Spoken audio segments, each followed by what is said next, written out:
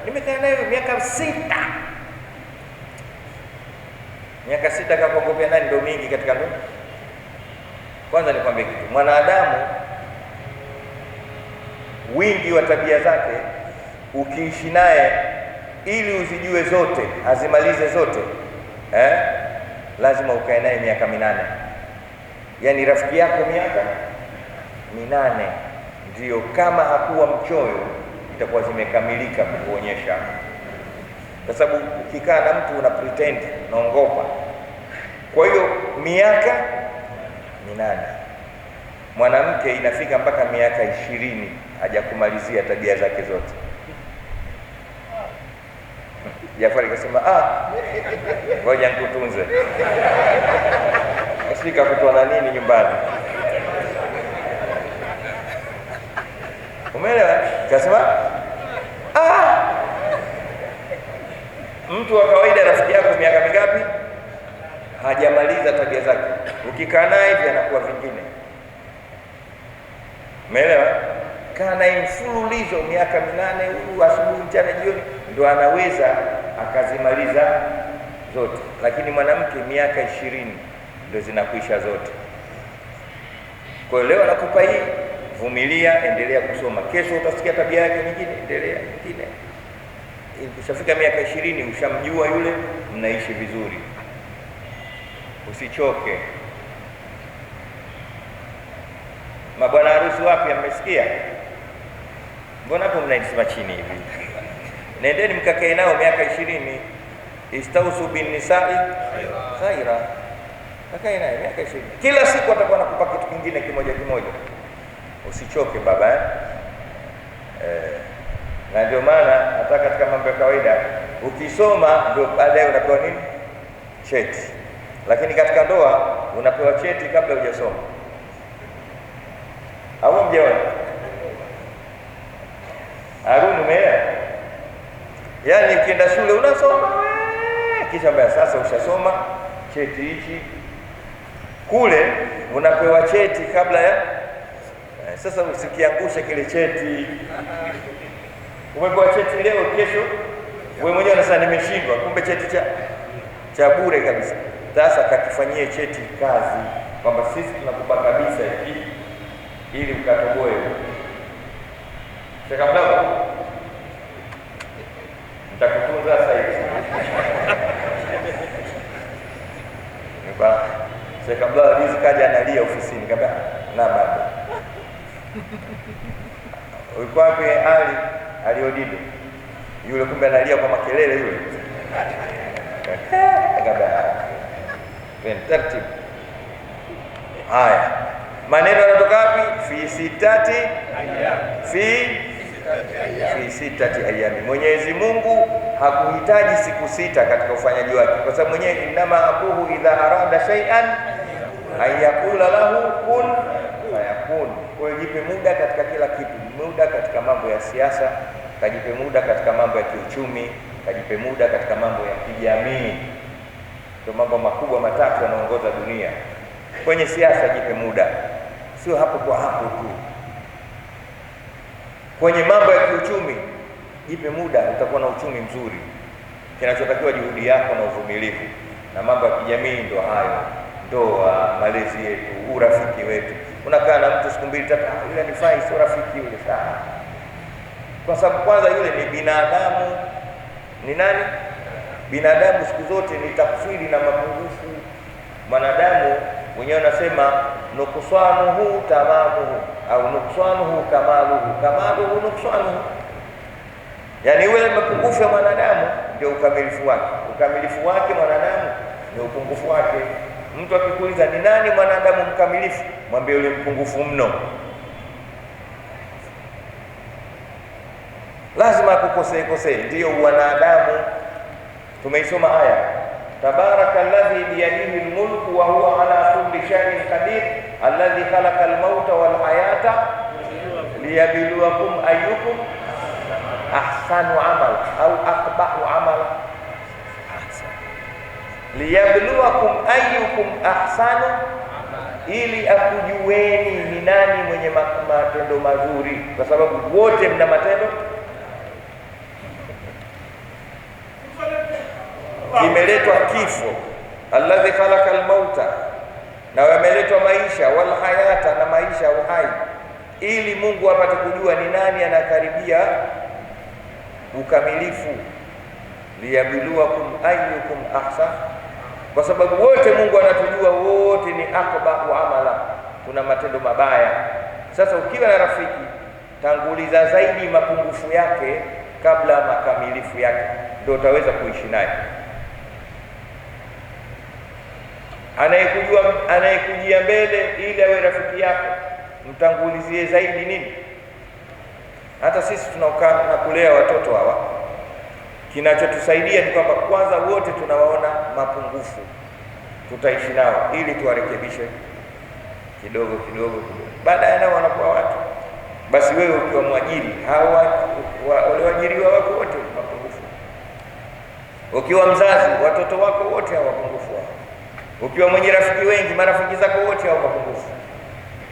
Imam Ghazali anasema, la tusahibu man la yuhibbu illa an yaraka ma'suman. La tusahib man la yuhibbu illa an yaraka, yani usikubali kumfanya rafiki yule ambaye siku zote anakuona wewe ni malaika. Huyo mkatae. Rafiki mzuri ni yule ambaye kwamba anayekuona wewe ni bashar, ni mwanadamu wa kawaida. Huyo ndo rafiki yako. Lakini rafiki yule anayekuona wewe ni maasum, ambaye huwezi kukosea, huyo mkimbie, mtagombana mapema. Kwa sababu hata likitokea siku ule ubinadamu wako unauonyesha kwake, hata kusamehe. Hata wewe ndio wewe huyo binadamu. Yote anatoka wapi? Alladhi khalaqa samawati wal ardha fi 6 ayyam. Tusichukue muda mrefu. Anasema tena wa min ayatihi khalqu samawati wal ardi, mbele akasema waqtilafu alsinatikum wa alwanikum. Miongoni mwa aya za Mwenyezi Mungu na alama na dalili za uwepo wake ni ile tofauti yenu ya lugha zenu na rangi zenu. Hiyo ingine, Mwenyezi Mungu amekuumbeni tofauti wa lugha. Unalionaje hilo? Sisi hapa kila mmoja ana lugha ya Kiswahili, ana lugha ya Kiingereza, lakini ana lugha yake ya ukoo wake. Hichi kakiumba Mungu. Sawa? Kakiumba Mwenyezi Mungu. Kila mmoja ana ulimi wake. Ana mother tongue yake. Mother tongue yake. Yaani lugha ya nyumbani. Ndio kuna mtu anaongea Kikwere, kuna anaongea Kisambaa, au si onga. Nyedi. Umeona? Au kama lugha kina Musalia tumetaja jana. Hivi Waruguru wana lugha. Waruguru, Wakwere na Wazaramu lugha zao tofauti. Na Wabena wamekurubiana kidogo. Sawa? Kidigo, Kimakonde, lugha ipo. Kuna watu hawana lugha zile za kimila, lakini wana lugha hichi Kiswahili tu. Akishasema unajua, ukisikia mtu akwambia nilikwenda hiyo, nilikwenda hiyo, mtu wapi? Huko kwenu nilikwenda huko. Unajua Kiswahili huko, lakini kakandamiza na ile ngema nilikwenda, hii lamu tu inatofautisha. Kuna la, unajua kwa sinati na la nimelala, unajua lakini nililala, unajua hiyo tumeelewa. Kuna wengine hawezi kupata la, yeye zake zote ni nenda huko kuliani huko, yeye ni re tu kwenda hapa. Kuna mwingine yeye ni li tu hapati, baada ya kuita gari anaita gari. Sawa? Kuna watu wameumbwa ile hawapati magharibi, yeye mpaka anakufa magharibi tu. Tukutane swala magharibi Kichangani, unajua huyo waqtilafi alsinatikum, na tofauti ya lugha zenu ni dalili ya Mwenyezi Mungu Subhanahu wa Ta'ala. Wewe unajua wale Wabarbaiji wale Wasandawe wanaitwa Wasandawe.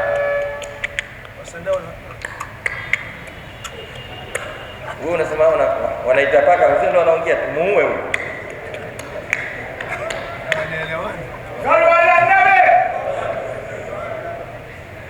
Tumeelewana?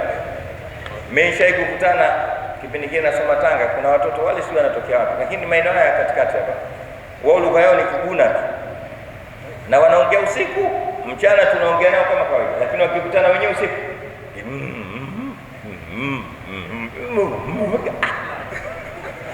mnakumbuka waqtilafi alsinati. Mnafika pahala mnakutana watu hamuelewani, labda ile lugha ya kimataifa ile, lakini mkiamua kufungua midomo, kila mmoja na lugha yake. Yule anaongea Kichina, yule anaongea Hong Kong, yule anaongea Kijapani, yule anaongea Kikwao, hamuelewani kabisa.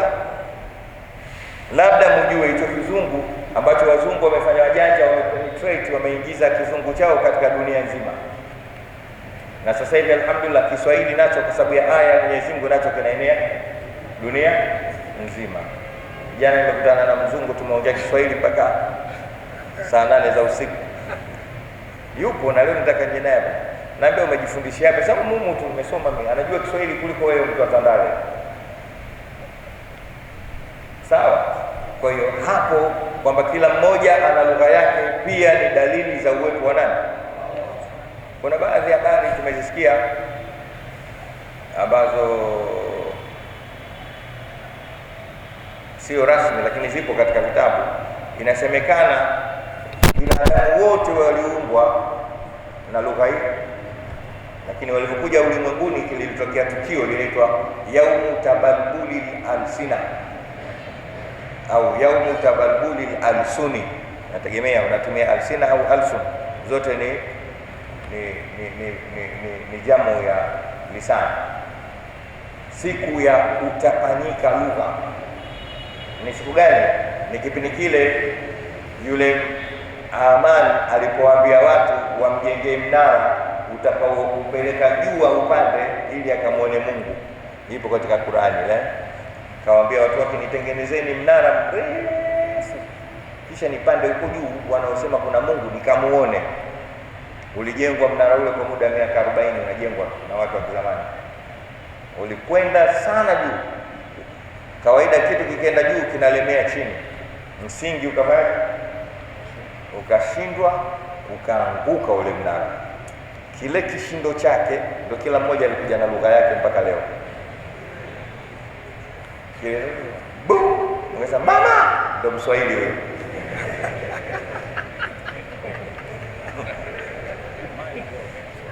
Tumeelewana?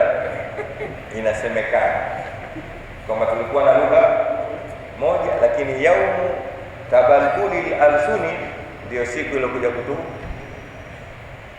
Tumeelewana?